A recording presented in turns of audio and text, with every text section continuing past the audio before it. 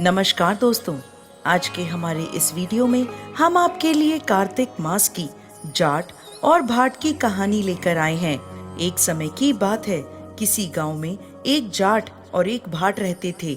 दोनों अच्छे मित्र थे। एक बार जाट अपनी बहन के घर जाने को तैयार हुआ तो भाट अपनी ससुराल जाने की तैयारी करने लगा। दोनों साथ चल पड़े। रास्ते में रुककर एक कुएं की मुंडेर पर बैठ गए। जाट ने भाट से कहा, नगर बसेरा कर लेते हैं। इस पर भाट बोला, तू कर ले नगर बसेरा, मैं तो अपनी ससुराल जा रहा हूँ, वहाँ खूब खातिर होगी। जाट वहीं कुएं के पास बैठा पानी की घंटी और चावल के दाने लेकर नगर बसेरा करता है। नगर बसेरा जो करे, सोमल धोवे पाँव, ताता मांडा तापसी, देगी मेरी माँ, माँ देगी मावसी, देगी द्वारका का वास, मीठा मीठा घास, वृंदावन का पास, 5 कुल्ठी छठी राम, मेरा जिबड़ो श्री कृष्ण के पास, डालूं पानी हो जाए घी, झट से निकल जाए मेरा जी। इस तरह नगर बसेरा करके जाट अपनी बहन की घर की ओर चल पड़ता है। जाट की बहन ने भाई के आने पर उसकी खूब खातिर की, घी बूरे के साथ भाई को जिमाया। दोनों ने बैठकर ढेर सारी बातें करी। इधर भाट अपनी ससुराल पहुंचा तो वहां आग लगी हुई थी। आग बुझाने में उसके हाथ और मुंह भी काले हो गए और खुद भी थोड़ा झुलस गया। ना रोटी मिली, ना पानी के लिए ही किसी ने पूछा। एक पड़ोसन आई तो उसने भाट की सास को कहा, जवाई आया है, जरा उसकी आओ भगत कर लो। सास बोली, सब कुछ तो जल गया, अब कहाँ से आओ भगत करूं।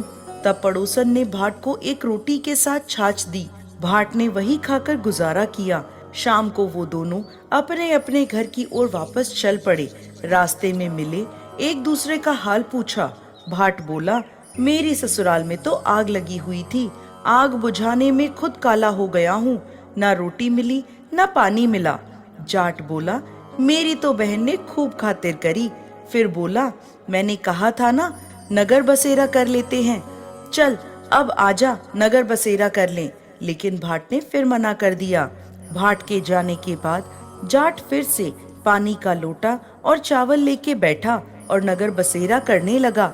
नगर बसेरा जो करे, सोमल धोवे पाँव, ताता मांडा तापसी, देगी मेरी माँ, माँ देगी मावसी, देगी द्वारका का वास, मीठा मीठा ग्रास, वृंदावन का वास, 5 कुल्ठी छठी रास, मेरा जिवड़ो श्री कृष्ण के पास, डालू पानी हो जाए घी, झट से निकल जाए मेरा जी।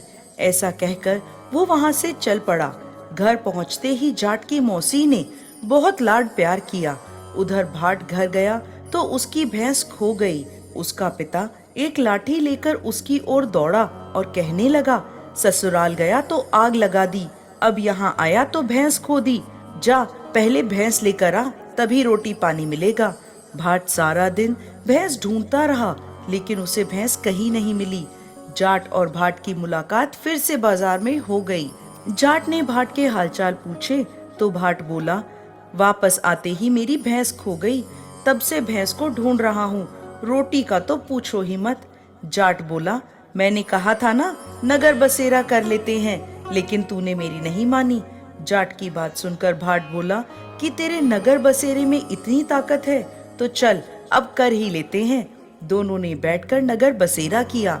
नगर बसेरा जो करे, सोमल धोवे पाँव, ताता मांडा तापसी, देगी मेरी माँ, माँ देगी मावसी, देगी द्वारका का वास, मीठा मीठा घास, वृंदावन का वास, 5 कुल्ठी छठी रास, मेरा जिवड़ो श्री कृष्ण के पास, डालूं पानी हो जाए घी, झट से निकल जाए मेरा जी।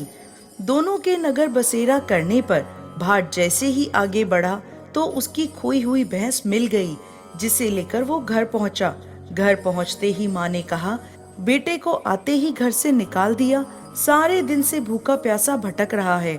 ऐसा कहकर माँ उसे घर के अंदर ले गई, खूब खिलाया पिलाया। इसके बाद से सारे नगर में ढिंडोरा पिट गया कि कार्तिक में सब कोई अपने पीहर या ससुराल आते जाते समय नगर बसेरा करें। हे कार्तिक के महाराज, जैसे भाट को नगर बसेरा करने का फल मिला, वैसे ही इस कथा को कहते, सुनते और हुंकार भरते सबको फल प्राप्त हो। जय